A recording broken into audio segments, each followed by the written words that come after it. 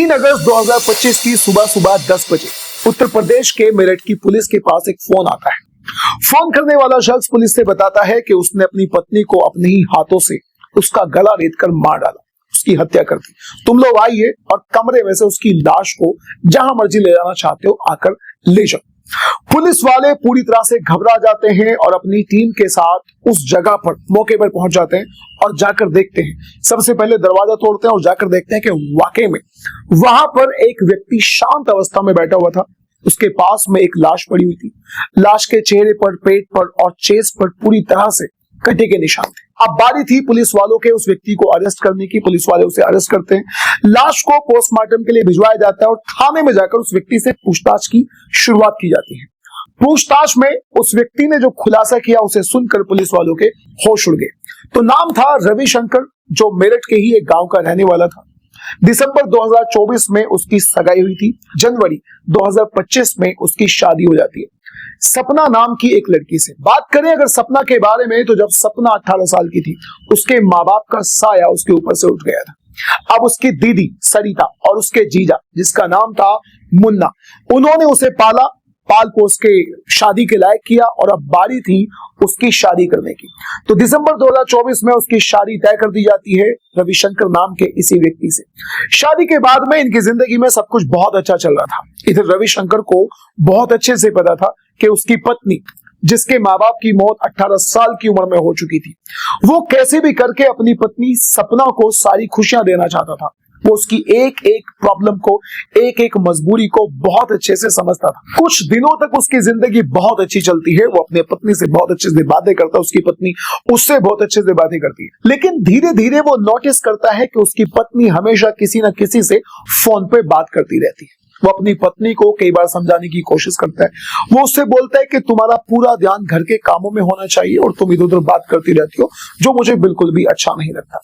कई बार समझाने के बाद वो अपनी पत्नी से आखिर पूछ ही लेता है कि तुम मुझे ये बताओ कि तुम इतनी ज्यादा बातें किससे करती हो, जिसके जवाब में वो सीधा सीधा कई बार उसे टाल दिया करती थी। लेकिन एक बार उसे पता चलता है कि जितने भी कॉल वो करती है वो अपने जीजा मुन्ना या फिर अपनी दीदी सरिता को क्या करती है। अगर देखा जाए तो इसमें कोई बड़ी बात नहीं, क्योंकि उसको पालने पोसने वाले, उसकी शादी करने वाले उसके दीदी और उसके जीजा ही थे।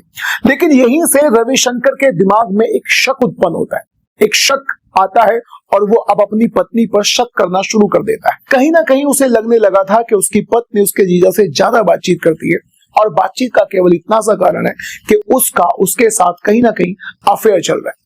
वो अपनी पत्नी को बहुत ज्यादा समझाने की कोशिश करता है। वो उससे बोलता है कि मेरी बहुत ज्यादा बदनामी हो जाएगी, मैं तुम्हें कुछ भी नहीं कहना चाहता, बस मैं तुम्हें खुश रखना चाहता हूं क्योंकि मैं तुम्हारी सारी प्रॉब्लम, सारी मजबूरियों को बहुत अच्छे से समझता हूं। लाख समझाने के बावजूद भी सपना ने अपने पति रविशंकर की एक भी नहीं सुनी। वो उसकी एक भी बात नहीं माना करती थी। लगातार अपने दीदी से और अपने जीजा से बातचीत किया करती थी।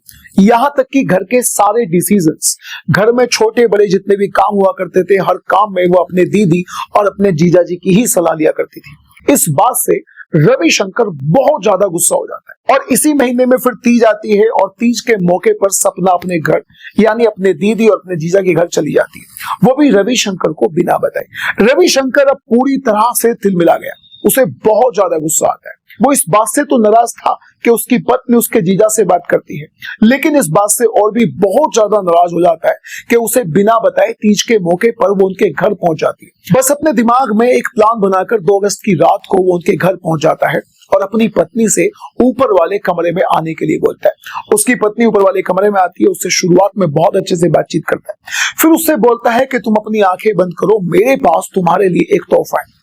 उसकी पत्नी यानी सपना खुशी खुशी में अपनी आंखें बंद कर लेती है और जैसे ही सपना अपनी आंखें बंद करती है तो वो उसके गले पर चाकू से, बहुत तेज धारदार चाकू से वार कर देता है। वार इतनी तेज करता है कि रुकता नहीं है। एक एक करके उसके गले पर, उसके पेट पर, उसके चेहरे पर चाकू से ताबड़तोड़ वार कर देता है। अब सपना चिल्ला रही थी, जिंदगी की भीख मांग रही थी, लेकिन उस व्यक्ति ने, रविशंकर ने, अपनी पत्नी की एक भी बात नहीं सुनी। उस पर लगातार हमला करता रहा और हमला करके उसके इतने चाकू मारता उसके पेट में, चेहरे पर और गले पर के वहीं पर उसकी हत्या कर डालता है। उसने पुलिस वालों को बताया कि जुलाई में ही उसने ये डिसाइड कर लिया था कि बस अब वो अपनी पत्नी की हत्या कर देगा। क्योंकि उसकी पत्नी की वजह से उसकी बहुत ज्यादा बदनामी जो हो चुकी थी। यही बात दिमाग में रखता है 2 अगस्त की रात को जाता है।